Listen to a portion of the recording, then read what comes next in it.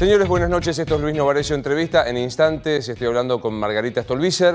Me parece muy interesante conversar con una persona que está afuera de los cargos, que hasta ahora, que yo sepa, no está postulándose para ningún cargo, cuando faltan, nada, un rato para saber quién hace alianza con quién y un poquito más, 2 semanas más, para saber quiénes son los candidatos. En un momento de enorme incertidumbre que yo creo que, ahora se lo voy a preguntar a Stolbizer, se caracteriza por otra vez la grieta, Macri o Cristina. El intento incluso del partido G en los socialistas aparece como aletargado en este momento. Y la verdad que uno se pregunta si es inevitable que en nuestro país elijamos entre 2 gobiernos que han fracasado en materia económica, tanto el de Macri como el de Cristina Fernández de Kirchner. Entre otras cosas de esto hablo y ya la recibo. ¿Cómo estás? Hola, ¿qué tal? Bien. Gracias por la invitación. Placer verte. Muchas gracias.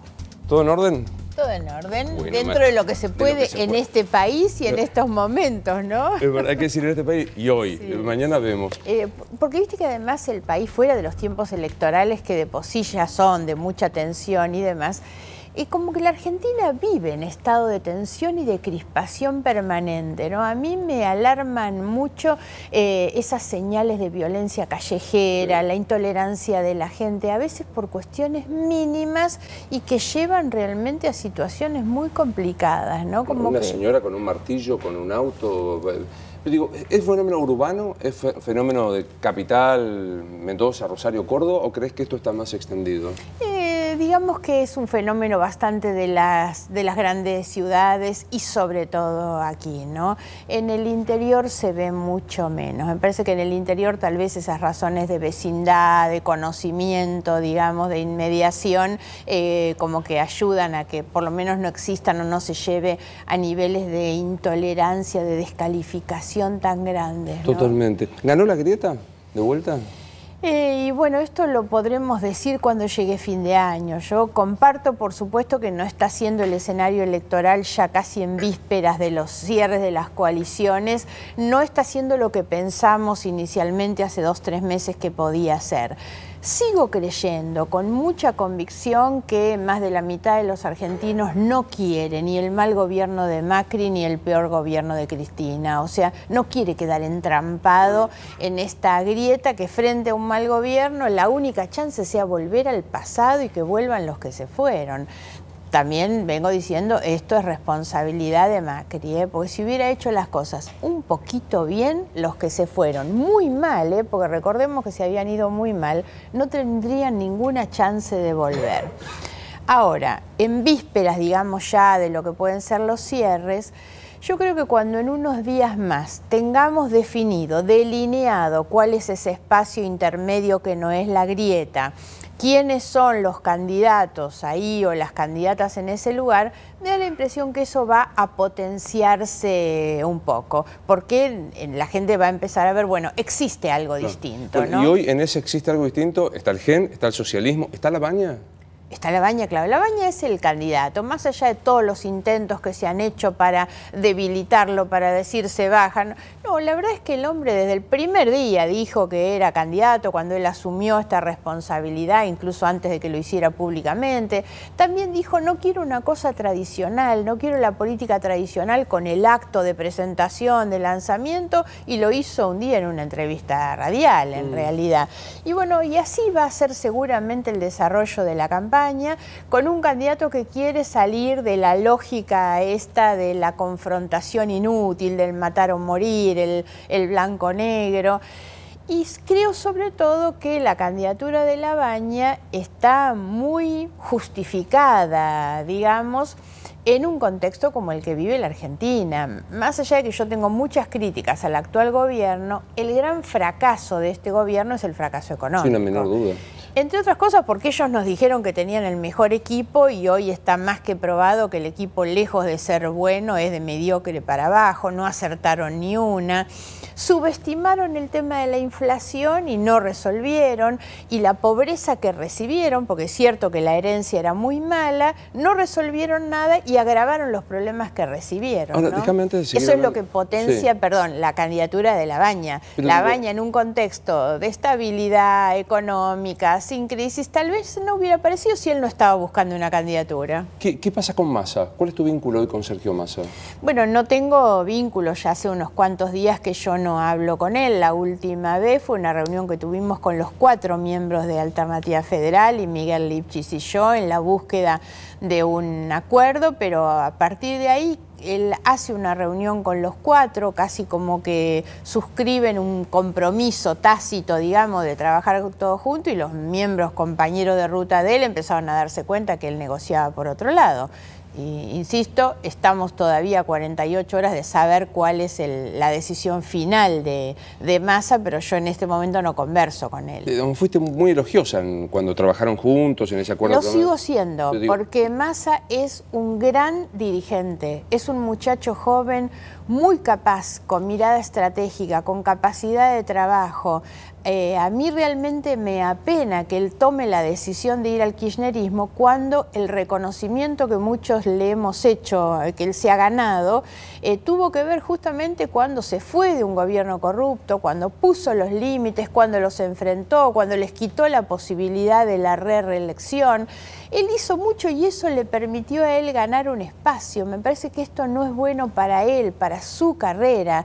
Yo sigo elogiándolo como dirigente, porque realmente es una persona que está, te diría, por sobre la media de la dirigencia política argentina, ¿no? Pero respecto de él, ¿estás desconcertada, desilusionada?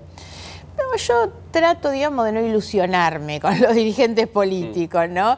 Pero sí le he reconocido siempre todas estas condiciones en el marco de una decisión que él tomó y de la que él incluso cada vez que alguno decía, bueno, pero él puede irse, yo pagué muchos costos por haber tomado esa decisión, pero lo hice en la convicción de que él no volvía con el kirchnerismo en realidad.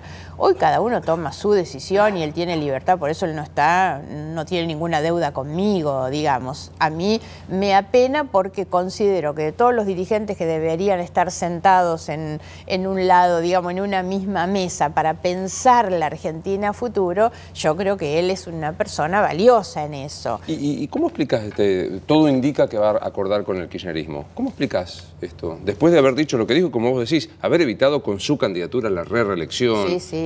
¿Cómo explicas No, esto? y además fue no solamente 2013, él se va creo que en el 2008-2009, en el 2013 decide enfrentarlos, pero lo mismo hace en el 2015, en el 2015 él podría haber sido candidato en ese lugar y no lo fue, y en el 2017 en lugar de arreglo con ellos hace un arreglo con nosotros. Él podría obviamente haber optado por obtener mayores ventajas en una negociación y decidió hacerlo conmigo.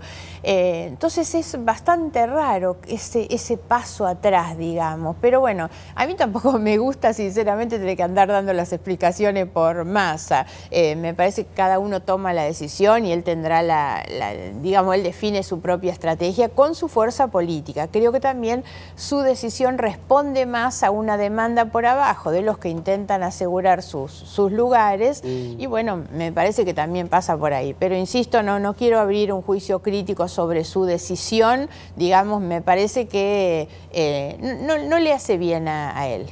¿Crees en la Cristina Herbívora, en esta vuelta abuenada? No, para nada, no creo en eso, creo que ella es la misma de siempre, por supuesto, más allá de un elemento que sí me da la impresión que hay que considerar, que es su situación familiar, Yo creo que eso tiene que jugar, porque es un ser humano en definitiva, y eso tiene que jugar como condicionante dentro de lo que es su proyecto político, que es la situación de su hija. Sobre todo me refiero a la situación de salud de la hija que está fuera del país, ¿no? Esas cosas me parece que a cualquiera nos influyen y no creo que ella esté exenta de esto. Ahora, no creo realmente en que se haya abuenado de repente. Y hay otra cosa que a mí me parece sobre ella y sobre quienes están en su alrededor, digamos, que es la convalidación de lo hecho. O sea, el que está al lado de ella, la acompaña hoy a los tribunales, la acompaña en su candidatura, es alguien que está convalidando lo que hizo porque es alguien que perdió el juicio crítico respecto de lo que pasó. Lo veo entre todos. Buena gente, hay mucha buena gente. Yo lo veo a Tayana, que la acompaña a ella a tribunal. Y digo, la verdad, acompañarla, ¿qué es? Es convalidar todo lo que hubo. Y entonces el gran peligro para la Argentina es que quien está convalidando y no cuestiona de desprendimiento porque fue la vicepresidencia, datos, ¿no? O sea, ella decide la fórmula. No solo la comunica, la decide. No hay ningún cuerpo orgánico del partido que lo decida. Decide la fórmula Kicillof Magario. Y ahí, con un hecho de mayor gravedad, hay un consejo del peronismo que funciona dentro de la provincia de Buenos Aires. Y sin embargo dice, está cediendo para construir. ¿Por qué crees que hace? Yo sé que es insondable porque esto es una decisión personal. Sí. ¿Por qué crees que asume la candidatura a vicepresidente? No sé, he intentado, digamos, preguntármelo y me cuesta. Sí está claro que atrás de la decisión de Alberto Fernández hay un claro mensaje a sectores, a grupos económicos poderosos, ¿no? Porque no es casual, por eso me da la impresión que incluso hay una renuncia a lo que es el modelo, digamos, más progresista, más la cámpora, porque en definitiva termina arreglando la candidatura presidencial con un señor simpático a los grupos económicos, al establishment, al Fondo Monetario. Y bueno, acá en la Argentina es posible que se venga un ajuste muy bravo, ella no lo quiere hacer, entonces que lo haga él. Ahora, esto que ella intentó plantear como un gesto de renunciamiento patriótico, no lo veo como tal cuando queda como vice, porque en definitiva renuncio, pero no tanto, y me sigo guardando este lugar. Así que me cuesta entender qué es lo que hay por detrás, ¿no? Pero si ahondemos un poquito en esto, decías, Alberto es una persona simpática al establishment, simpático a los grupos económicos. Definime a Alberto Fernández. Bueno, un poco es esto, no nos olvidemos que en la última campaña fue el jefe de campaña de Randazzo, en la anterior fue el jefe de campaña de Massa, ha tenido unos idas y vueltas muy fuertes, ¿no? Y algunos, bueno, terminan elogiando esto de que habiendo sido crítico lo eligen a él. Es bastante difícil de entender eso y yo no quisiera estar hoy en la piel de los cristinistas, kirchneristas que abrazaron ese modelo más con la ilusión de una cuestión ideológica, de un posicionamiento ideológico, un Grabois, por ejemplo, y varios otros. Esos son los que están incómodos. Alberto Fernández no representa el ala izquierda del kirchnerismo ni del peronismo. Está claro que no, es un hombre que en su origen viene de la mano de Domingo Cavallo. Entonces, me cuesta bastante por eso esto que no dejo de percibirlo como una contradicción en la propuesta que ella hace. Ahora, como no peronista es raro explicar el peronismo, ¿no? Porque cuando el peronismo, sí, cuando el peronismo se junta o hace esto, es que está negociando, construye. Si un no peronista es un traidor, es una cosa fenomenal eso, ¿no? Sí. En general, en la Argentina todos tenemos juicios demasiado parciales y subjetivos respecto de lo que hacen los demás o lo que hacen mis amigos, ¿no? Más de una vez hemos escuchado eso, y estos son unos hijos de su madre, bueno, pero estos son amigos míos en realidad, ¿no?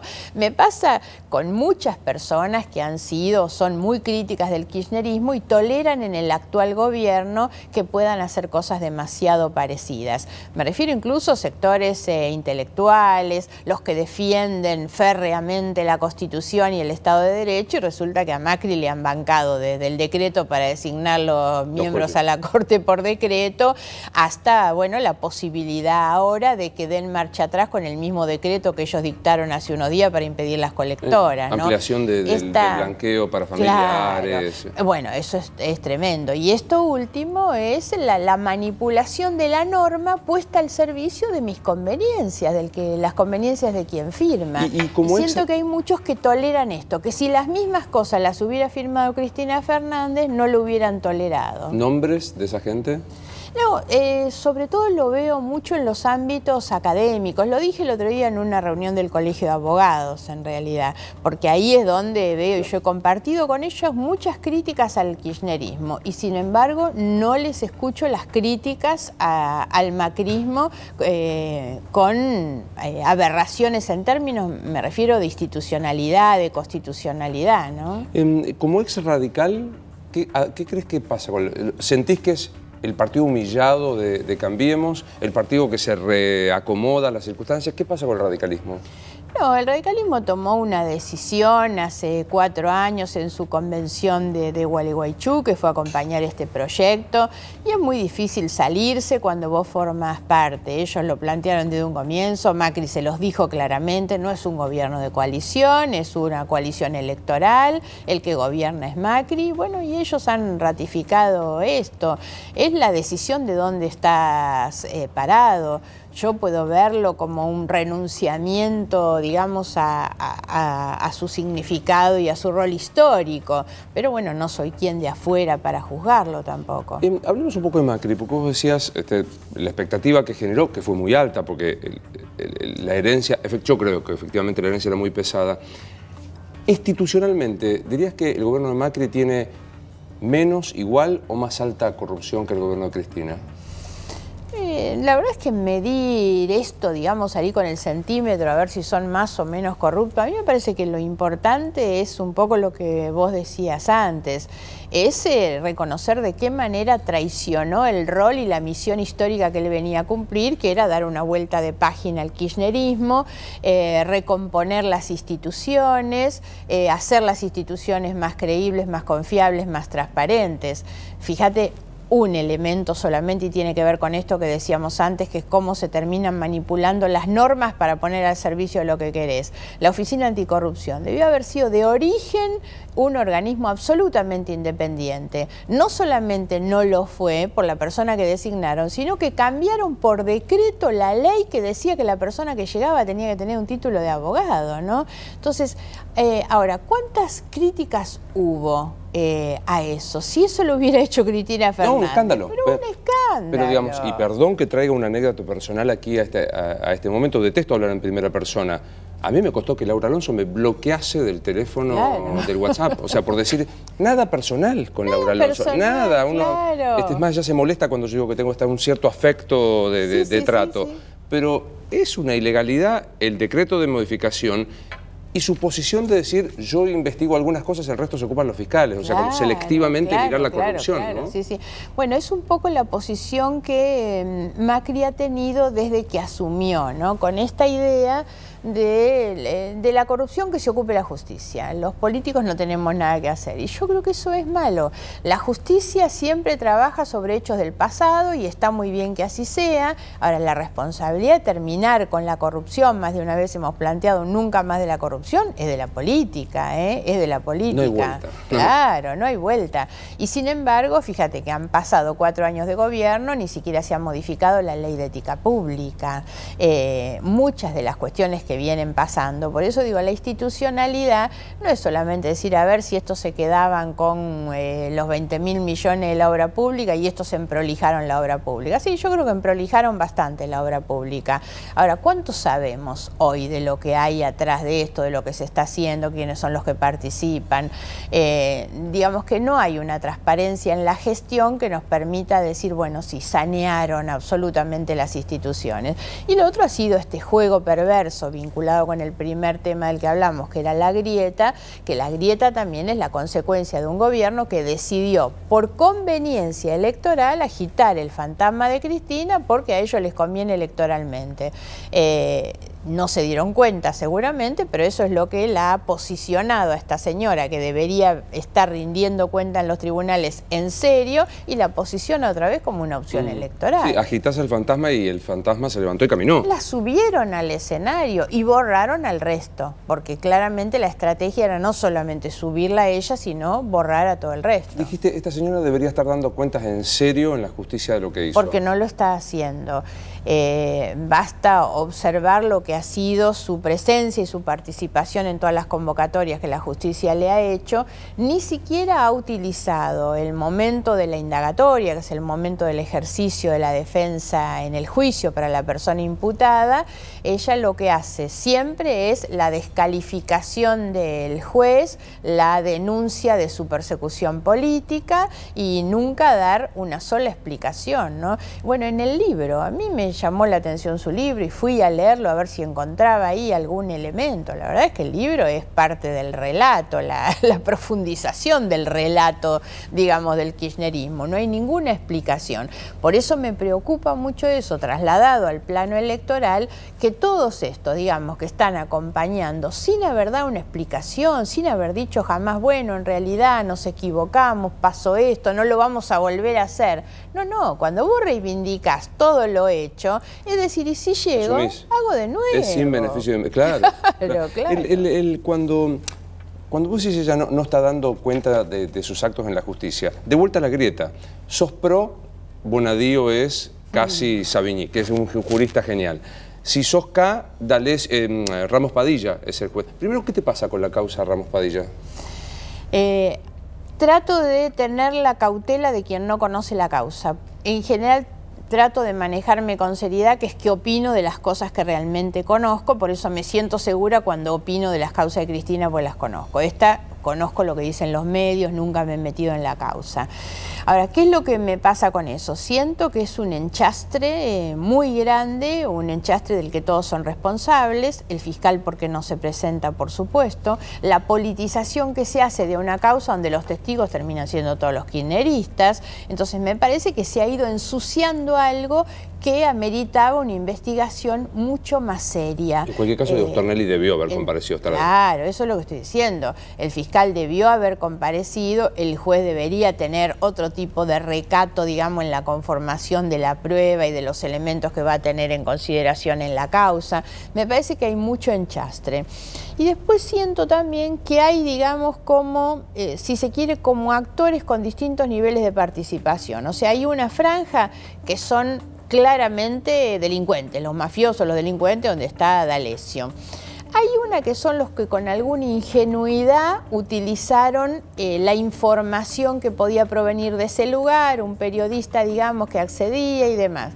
Y en el medio hay una franja que tiene como muy corridos los límites, muy poco claros cuáles son los límites entre el delito y la ingenuidad, ¿no? Que es el aprovechamiento de esa información, pero ya no lo pondría en el punto de los ingenuos, digamos, ¿no? Y en la causa, viste que, digamos, el kirchnerismo ahora está con un reverdecer de la negación de que haya habido corrupción. Siempre pongo el ejemplo acá porque pasó acá en el programa y me parece, yo lo aprecio mucho, a Daddy Brieva, que me dijo, esto como los dos tíos borrachos, que uno se acusa de ser más borracho que el otro y le dice, bueno, ok, yo soy borracho pero hago mejor el asado.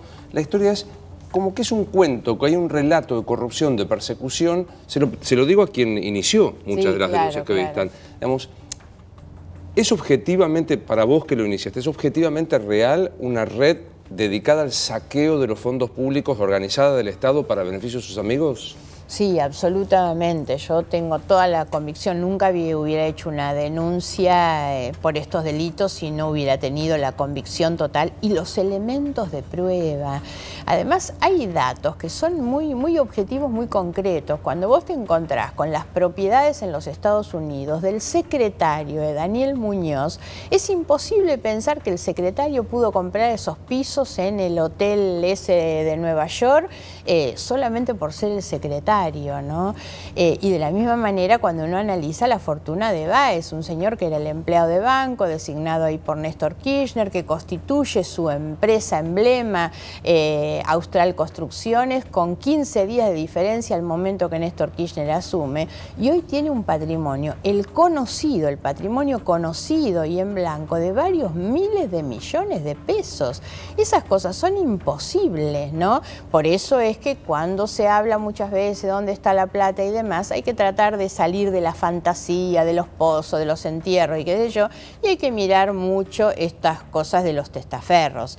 Los audios estos de hace unos días de Lázaro Báez no son otra cosa, si se quiere, que la autoconfesión, por llamarlo así. Igual yo tomo con pinzas cuando los mismos involucrados son los que hablan, pero lo que dice son las cosas que nosotros en las causas ya dimos como probadas con muchísima documentación que así lo acredita. ¿No te impacta encontrarte con gente de buena fe?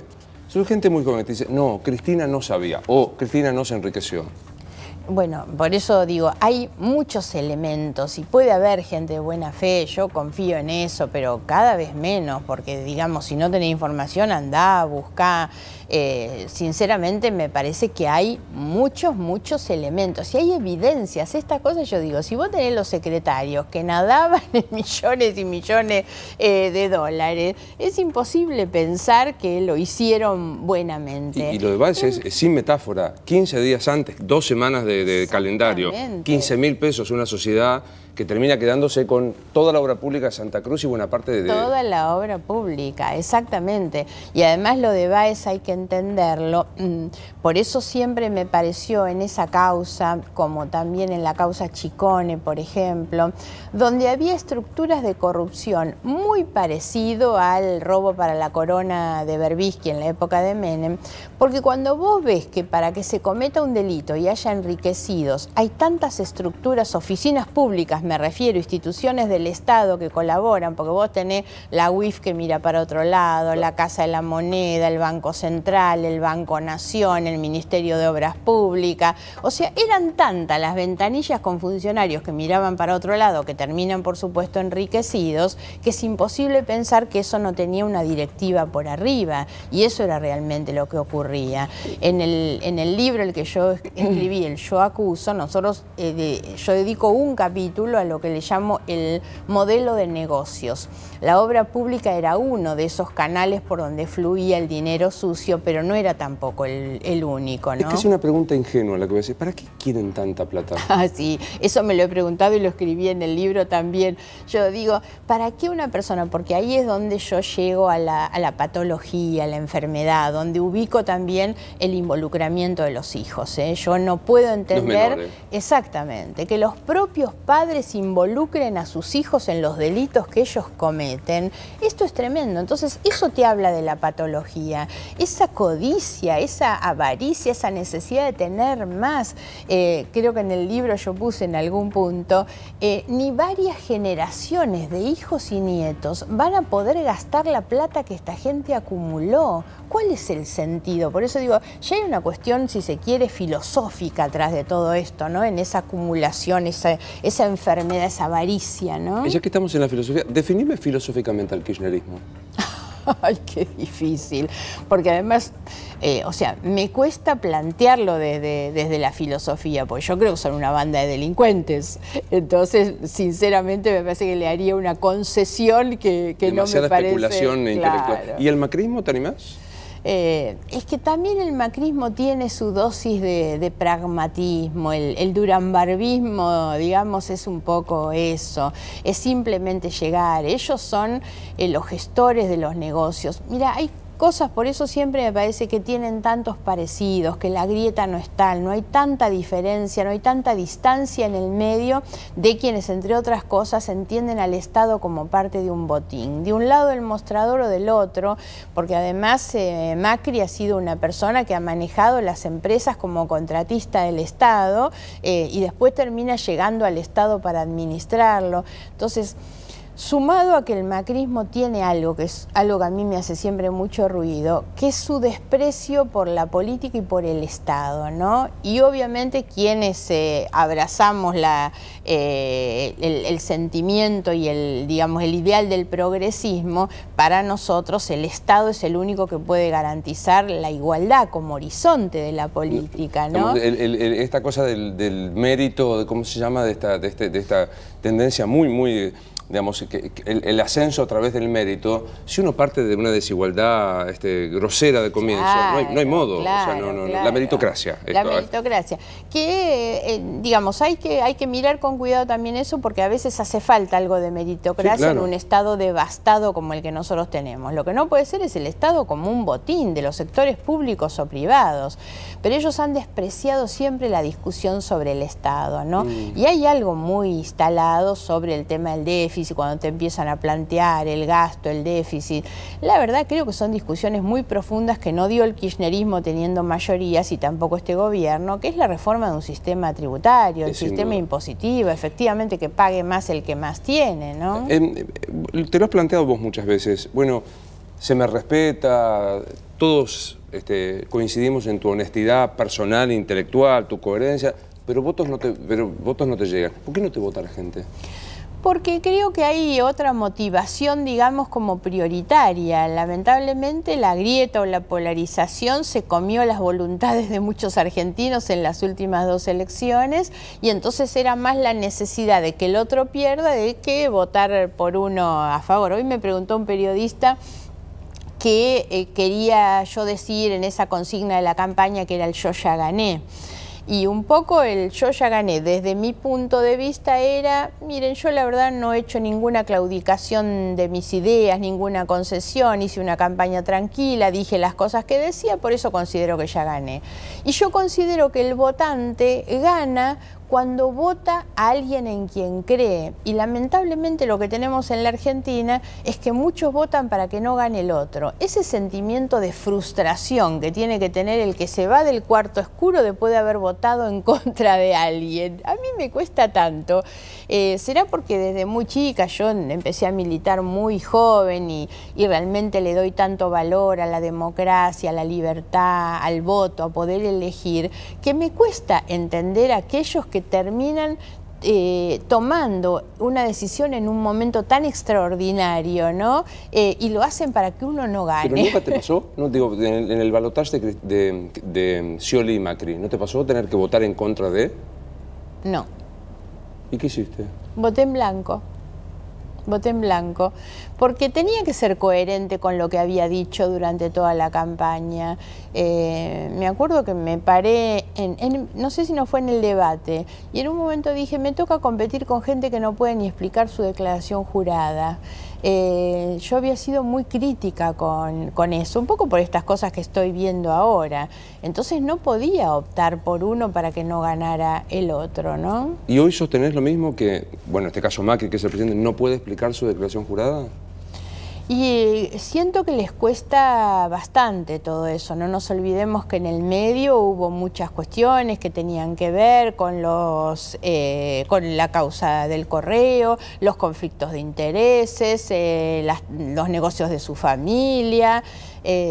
Digamos que les cuesta bastante tener que explicar eso, más allá de la crítica que hice hace un rato, que es que no cambiaron la ley de ética pública, que entre otras cosas algo que debió haber mejorado esa ley es el sistema de declaraciones juradas, que Cristina lo hizo triza en el 2013 y la verdad tuvimos muchos años para recuperar eso, que es el funcionario público tiene que tener más obligaciones, no menos, y cada vez los dirigentes políticos, los funcionarios públicos tienen menos que acreditar, ¿no? El fracaso económico, creo que hay que ponerlo en todos estos términos, digo, el macrismo tiene un fracaso económico, basta ver pobreza, inflación, claro, producción, etcétera, etcétera.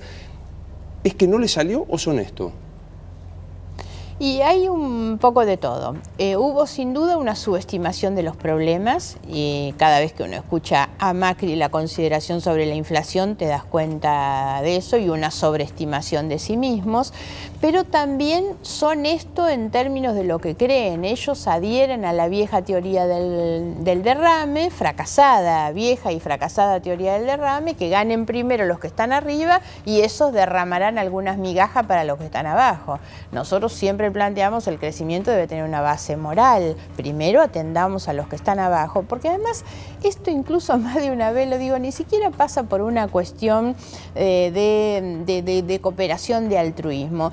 Hasta para nosotros es una norma económica. Si el que está abajo, la maestra, el jubilado, tienen plata en el bolsillo, esos no se la llevan afuera, esos no lo ponen abajo del colchón. La verdad es que esa es la gente que sale y compra lo que otros producen, los servicios que otros prestan, y eso es lo que dinamiza la economía. Por eso siempre hablábamos que se necesitaba apostar al consumo, no solo a la inversión, ¿no? Pero ellos nunca creyeron en eso y tienen sobre todo una insensibilidad muy grande respecto de los que la pasan mal. A mí me da la impresión a veces que ni siquiera lo registran, ¿no? Eso sería grave, pues digamos, no saber solucionarlo es un tema. Ahora, no registrar al que la pasa mal es grave. Yo siento que no lo registran, sobre todo muchos funcionarios del gobierno nacional, ¿no? Para mí tienen, y sumado a esto que viene a cuento también de las otras cuestiones,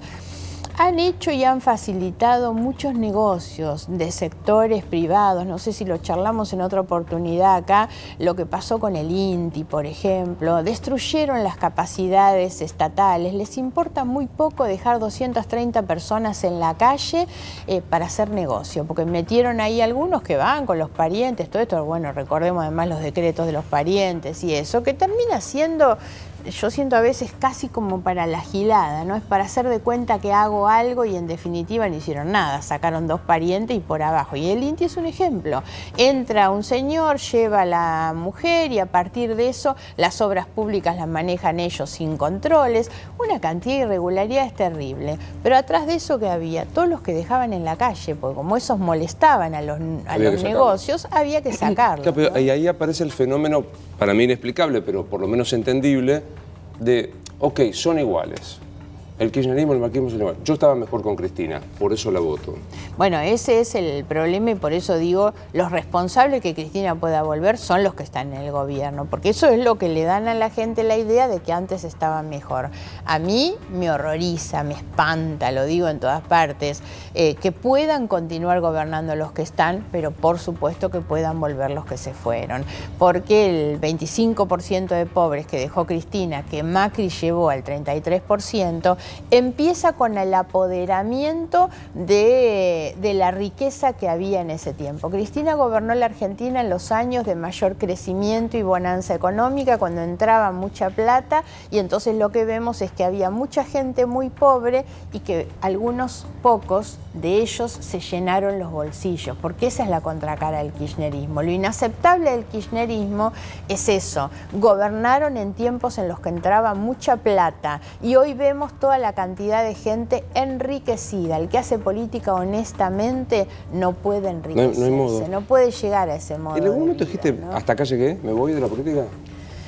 No, irme de la política no, pero sí estoy encarando este proceso de una manera distinta, ¿no? O sea, a mí me gustaría realmente poder contribuir para que hubiera toda una generación de gente joven que se hiciera cargo del tiempo que viene, digamos que trato y también lo hice siempre, pero ahora más acentuadamente. Ya siento que digo las cosas en las que creo y no tengo que venderle nada a nadie y digo las cosas le guste a quien le guste y no le guste a quien no le guste, ¿no? ¿Y aspirás, digamos, en este proceso electoral, aspirás a algún cargo? La verdad es que estoy más para acompañar que para estar en algún cargo. Desde luego que vamos a discutir en estos días y siempre digo, yo siento que tengo que ser útil, no me parece que en un cargo sea, digamos, soy demasiado útil, pero estoy ahí para acompañar desde el lugar que corresponda. No ando a los codazos buscando lugares porque candidatos hay bastantes. ¿Cómo quedó tu vínculo, si es que lo hay, con Carrió?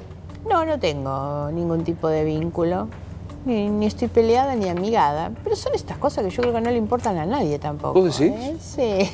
Pero sí, digamos, obviamente te sorprenderá el silencio de Carrió, otrora denunciante con mucha valentía de las situaciones institucionales. Ella forma parte de este gobierno, ya demostró que tiene un estándar diferente, es un poco estas cosas que hablábamos antes, los que se escandalizaban de las cosas que hacía Cristina, y si las que firma Macri las hubiera firmado Cristina, estarían en medio del escándalo, ¿no?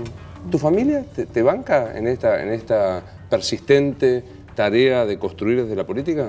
Sí, ellos saben, por supuesto, qué es lo que me gusta. Yo empecé siendo muy chica con la actividad política. A mí me gusta, punto tal que leo de política, hablo de política y creo en la política por sobre todas las cosas.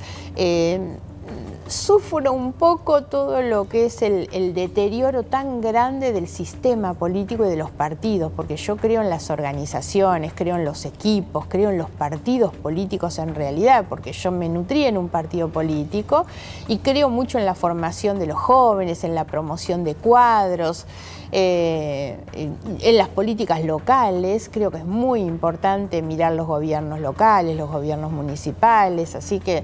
Pero sí, mi familia siempre acompaña. ¿Cuál fue tu peor momento en la política? 2001, entre otras cosas porque yo me sentía muy responsable del gobierno de la Alianza. Yo había trabajado mucho para que la Alianza ganara ese gobierno, para que De la Rúa llegara. Y siempre cuento que tengo una imagen muy, muy dolorosa, muy triste. En aquel momento yo tenía mi despacho en la Cámara, justo en la esquina, digamos, del edificio anexo de diputados, y ver las imágenes abajo de la gente que arrancaba las baldosas del piso y las arrojaba contra el edificio del Congreso, ¿no? Y cuando nos decían a todos que éramos ladrones, porque lo que pasaba en realidad era esa generalización. Y también mis hijos eran muy pequeños y siempre me parecía a su madre que les restaba tiempo a ellos, era acusada, los chicos prendían la televisión y en los programas más vistos de la televisión se hablaba de los diputados como que fueran todos chorros, ¿no? Eran las cosas que se decían en los programas más populares de la televisión, y a mí eso me generaba mucho dolor por todo lo que estaba viendo, porque me sentía responsable de muchas cosas, no de robar, porque jamás me quedé con nada que no me correspondiera, pero sí por la imagen que mis hijos podían tener de eso, ¿no? Obvio que con el Diario de Mañana somos todos vivos. Yo voté a De la Rúa en aquel momento, recuerdo, y después uno se arrepintió. ¿Qué te pasa con haber construido aquello que había sido una esperanza? Estaba Chacho, estaban ustedes. Sí, sí, sí. Y hoy visto en retrospectiva con unos cuantos años de haber pasado. Y nunca terminé de encontrarle realmente una explicación a qué fue sobre todo lo que pasó con De la Rúa, porque nosotros creíamos en él. De la Rúa, una persona que venía con una trayectoria, una carrera realmente brillante, impecable. ¿Qué fue lo que pasó en ese momento? Muy, muy complicado, pero evidentemente él no estuvo en condiciones para conducir ese momento de la Argentina. Algunos se sienten más cómodos echándoles la culpa a los que estaban afuera. Yo no comparto esa idea, porque me parece que si un gobierno está haciendo las cosas bien, vos tenés un apoyo popular afuera y no se terminan produciendo las cosas que se... No hay movida que te pudo. O sea, sí puede haber zozobra, pero no... El quiebre tenía que ver con los errores propios, ¿no? Pero bueno, la política es así. Creo que lo importante es poder hacer una autocrítica también en ese sentido. ¿Qué país imaginas si gana Macri otra vez? Y lamentablemente la profundización de esta situación que venimos viendo. No hace falta más, porque no es solo una cuestión de indicadores, el 55% de inflación, el 33% de pobres. Atrás de los indicadores hay historias, vidas, seres humanos. Uno anda por las calles comerciales y te das cuenta de todas las persianas cerradas que hay, la gente que pierde su trabajo, la pyme que cierra. Todas estas cuestiones son alarmantes. Hay un dato que de la semana pasada que yo digo, debería provocar un estruendo haber parado el país a trabajar esto, que es 1 de cada 2 chicos es pobre. Claro, bueno, mira, ese es un tema y agradezco que lo traigas, porque yo de que leo mucho los informes del Observatorio de Deuda Social de la UCA, que son realmente impecables, y que los que están en el gobierno hoy los mostraban cuando gobernaba Cristina y hoy a la inversa. A mí me parece que eso es tremendo. Yo digo, cuando vos llegás a la cuenta de que la mitad de los chicos son pobres y tienen problema para comer, a mí me avergüenza el pacto que propone el presidente Macri. Convoca a los referentes principales a firmar 10 puntos para quedar bien con el Fondo Monetario, porque no hay otra razón. No hay una sola palabra en esos 10 puntos que hable de la pobreza, de la educación, de la infancia. ¿Hay un pacto más importante que hacer en la Argentina, que es que todos los pibes puedan comer en realidad? Sí, pues yo digo, debe ser estruendoso. Nosotros hemos conversado mucho esto, y Labaña presentó la semana pasada, cuando empezó a hablar públicamente de su candidatura, dijo: la prioridad de la agenda es un plan nutricional. Un plan que nosotros planteamos dentro de este esquema de lo que venimos hablando, que es un gobierno de unidad nacional. Consenso, lo que está hablando es que la Argentina tiene que reconstruir ámbitos de diálogo y de construcción de acuerdos, y el principal acuerdo es un programa nutricional para que no haya pibes que no tienen para comer. Estamos a 10 días de la nominación, de la puesta de los nombres. ¿La fórmula va a ser Labaña? No lo sabemos todavía, no lo sabemos, porque estamos a 48 horas de definir quiénes somos los que estamos dentro de esta coalición. Entonces, ¿quién queda, digamos, queda alguien, digamos, alternativa? el urtubeísmo y demás, eso ya está descartado. Y yo no descarto nada hasta el último día, ¿no? Dicen a veces que todos los enfermos tienen vida hasta 5 minutos antes de la muerte, ¿no? Y bueno, a mí me parece que hay que intentar todo. Hoy está llegando el gobernador Schiaretti de su viaje, seguramente habrá alguna conversación y las hay pendientes con Urtubey y con Pichetto también. Nosotros desde un comienzo siempre dijimos que no debíamos dividir ese espacio antigrieta, digamos, que compartimos con ellos y nos hemos reunido, y la verdad, ojalá pudiéramos. Yo no pierdo la esperanza que hasta las 12 de la noche de este miércoles se pueda llegar a un acuerdo. A eso me refiero un poco cuando digo, las candidaturas van a depender un poco de cómo quede enmarcado. Tal vez no haya ningún cambio, digamos, y lo discutiremos nosotros solos. Pero no con Massa, ahí. Es que Massa me parece que él es quien tomó la decisión y eso es lo que también empieza a justificar otro tipo de conversación con los que quedan de Alternativa Federal, porque han sido muy contundentes, Schiaretti, Pichetto, Urtubey, han sido muy contundentes, ni Macri ni Cristina, no queremos saber nada con la grieta. El discurso de Schiaretti de la noche que gana es excelente. Aparte de un discurso en serio político, o sea, hacía tiempo que yo no escuchaba un discurso con ganas de hablar de política, ¿no? Exacto, dijo de todo, porque además habló, se explayó, mandó mensaje a todos los que le tenía que mandar. Fue brillante y fue clarísimo en esto que es la no grieta. Un dato a tener en cuenta del triunfo de Schiaretti y de todas estas elecciones provinciales que venimos viendo, ¿no te llama la atención que ningún gobernador acepta que los referentes nacionales de la grieta vayan a sus provincias? Es cierto.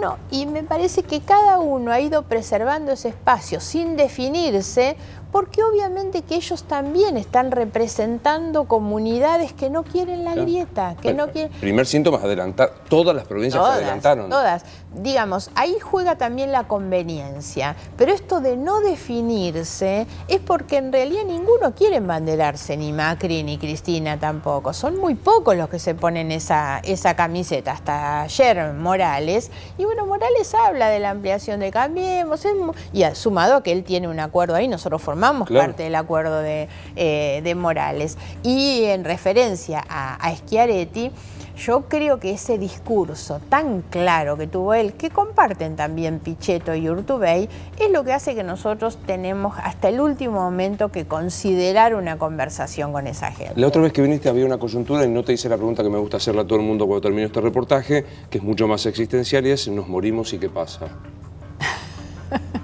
Bueno, yo me parece que trato siempre de mirar la vida de otra manera. Todos podemos morirnos cuando salimos de aquí a la puerta.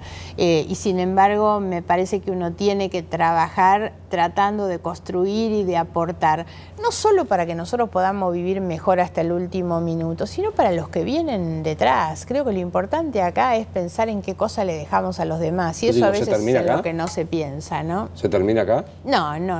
Nunca nada se termina con uno. Me parece que eso es pararse en una posición creyéndonos que somos más de lo que somos. ¿Sos creyente? Soy creyente, sí.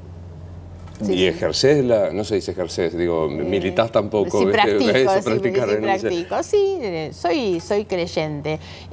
Ahora, creo que las obligaciones que tenemos o los deberes que tenemos como creyente tienen más que ver con las cosas que hacemos en nuestra vida cotidiana que con aquellas que podemos encontrar en el más allá. Si no, si vamos a reservar lo mejor de nosotros para la otra vida, no, hagámoslo ahora, lo mejor que se pueda. El premio, las sanciones acá, digamos, definitivamente. Sí. Y lo mejor que se pueda es acá. Gracias por haber venido. Gracias por la invitación. Esto es Luis Novarecio Entrevista, hasta la próxima.